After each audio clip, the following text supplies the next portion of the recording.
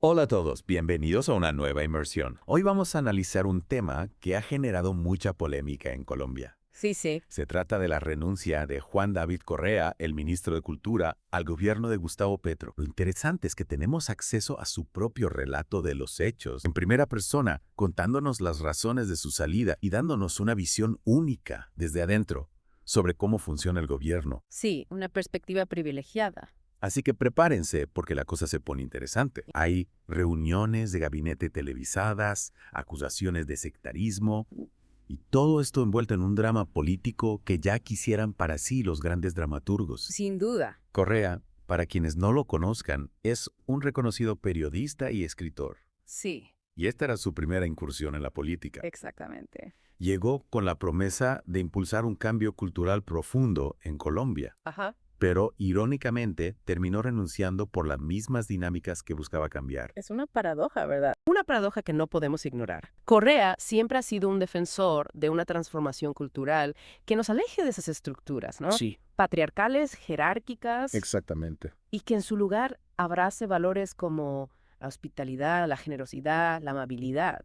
Una visión muy interesante. Y su renuncia precisamente nos plantea una pregunta fundamental.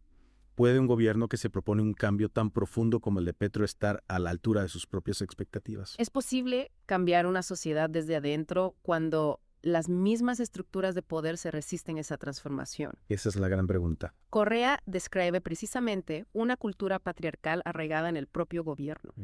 Y uno de los detonantes de su salida fue la transmisión en vivo de una reunión de gabinete donde, según él, el presidente Petro regañó públicamente a sus ministros. Sí, esa escena fue muy comentada. Y desde el punto de vista de Correa, ilustra la dinámica de poder que él critica, ¿no? Una figura de autoridad que impone su voluntad sin espacio para el diálogo o la disidencia. Pero lo más interesante es que Correa no se limita a criticar la forma, sino que va más allá, al fondo del asunto. ¿Cómo así? Él plantea que este tipo de comportamiento, que él califica como patriarcal, se refleja en la falta de comunicación clara, la desorganización y la expectativa de obediencias ciega por parte de quienes no ocupan los cargos más altos. O sea que la forma de ejercer el poder, según Correa, reproduce las mismas estructuras que se supone que se quieren cambiar. Exactamente. Y esto nos lleva a un punto crítico, el caso de Armando Benedetti, Ahí está el meollo del asunto. una figura política cercana a Petro, Muy cercana. acusado de maltrato a mujeres. Sí, un caso delicado. ¿Cómo encaja este escándalo en la decisión de Correa de abandonar el gobierno? Bueno,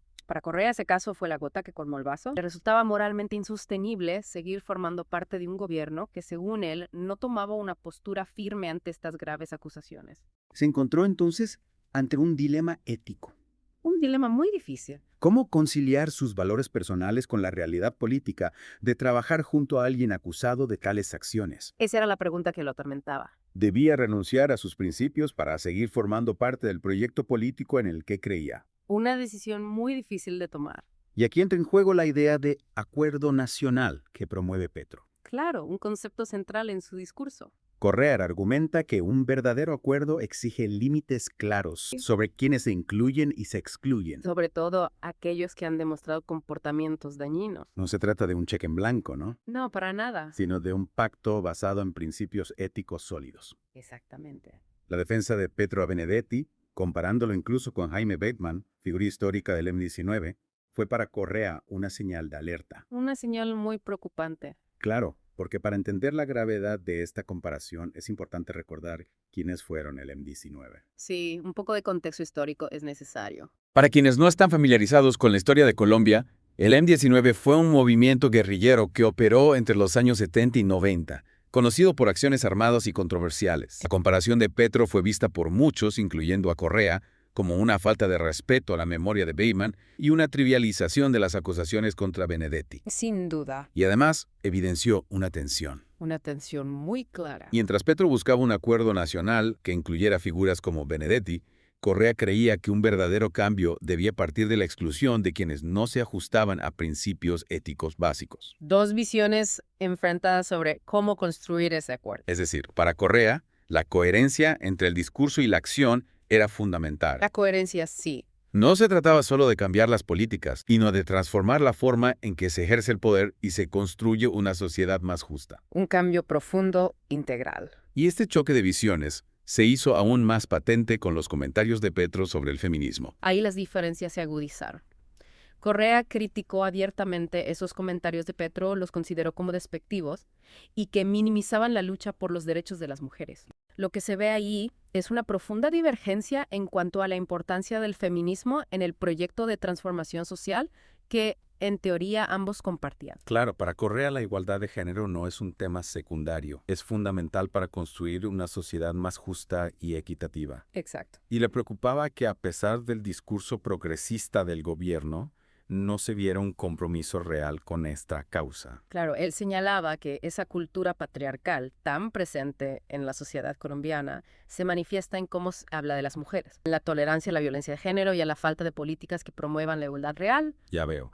Y su crítica, ojo, no se limitaba solo al gobierno, sino que se extendía a todas las estructuras de poder que reproducen estas dinámicas. Y de hecho, menciona ejemplos concretos, ¿no? Sí, sí. Como el maltrato a los celadores, la explotación de las trabajadoras domésticas, la discriminación hacia las personas por su origen, su forma de hablar, su apariencia física. Exacto. Para Correa, la transformación cultural que se busca para Colombia debe comenzar por casa, por el propio gobierno y por la forma en que se relaciona con las mujeres. Claro, ya es como predica con el ejemplo. Totalmente. Y eso me lleva a pensar en otro punto que me parece importante. La crítica de Correa no se queda solo en la denuncia, No se quede ahí.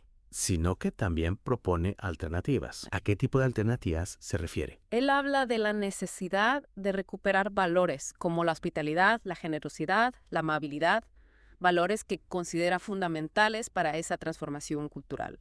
Es interesante cómo conecta esos valores, que podríamos considerar más bien personales, con la necesidad de un cambio social a gran escala. Sí, para Correa la transformación no se trata solo de leyes y políticas, sino de un cambio profundo en la forma en que nos relacionamos. ¿Cómo construimos comunidad y cómo valoramos al otro?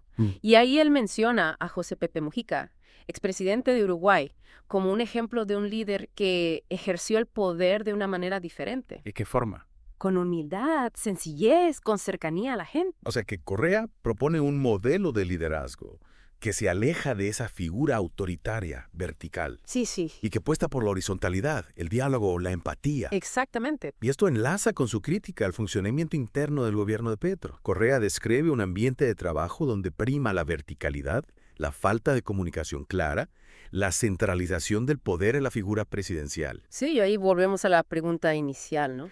¿Puede un gobierno que se propone un cambio cultural tan profundo ser coherente con sus propios ideales si internamente reproduce las mismas dinámicas que critica? El testimonio de Correa nos ofrece una mirada crítica, pero también constructiva. ¿En qué sentido?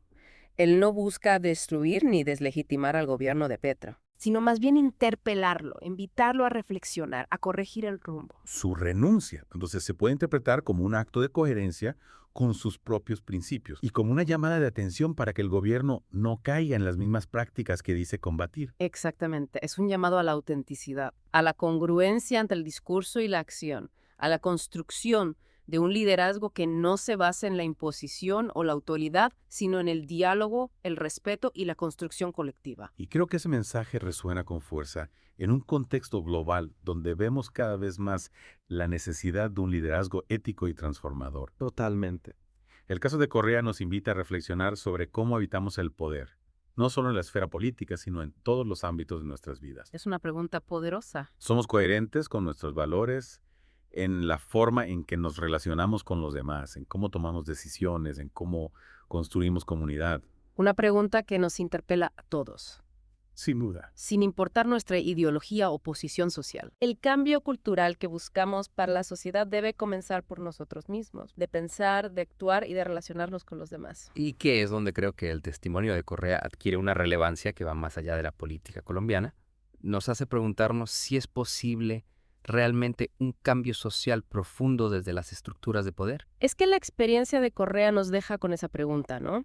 Si un gobierno que se autodefine como progresista, que ha prometido un cambio cultural tan grande, enfrenta estas dificultades, ¿cómo podemos nosotros, como individuos, navegar desafíos similares en nuestras propias vidas, en nuestros trabajos, en nuestros espacios? Es una pregunta que nos invita a mirar hacia adentro. ¿Estamos siendo coherentes con nuestros valores en el día a día? ¿Promovemos los cambios que queremos ver en el mundo? aunque sean los detalles más pequeños. El cambio cultural que buscamos para la sociedad debe comenzar por nosotros mismos, por nuestra forma de relacionarnos, de ejercer la influencia que tenemos en nuestros roles, de construir espacios donde se promueva la dignidad, el respeto, la igualdad.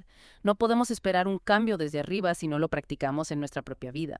Y para quienes quieran seguir explorando este tema y conocer más sobre la realidad colombiana, yo les recomiendo que visiten el canal de YouTube Voces de Colombia. Ahí van a encontrar entrevistas, reportajes, análisis sobre la situación política, social, cultural del país, con una perspectiva crítica, pero a la vez constructiva. Es un espacio ideal para profundizar en la complejidad de Colombia y reflexionar sobre los desafíos que enfrentamos como sociedad. Les invitamos a suscribirse al canal, activar las notificaciones para que no se pierdan ningún contenido. Apoyemos a Voces de Colombia en su labor de informar y generar debate sobre temas cruciales para el país. Y con esto llegamos al final de nuestra inmersión. Espero que les haya resultado tan reveladora como a nosotros esta exploración del testimonio de Juan David Correa. Sin duda, su experiencia nos recuerda que la transformación cultural es un proceso complejo, ¿no? Lleno de contradicciones y que requiere un compromiso constante tanto a nivel individual como colectivo.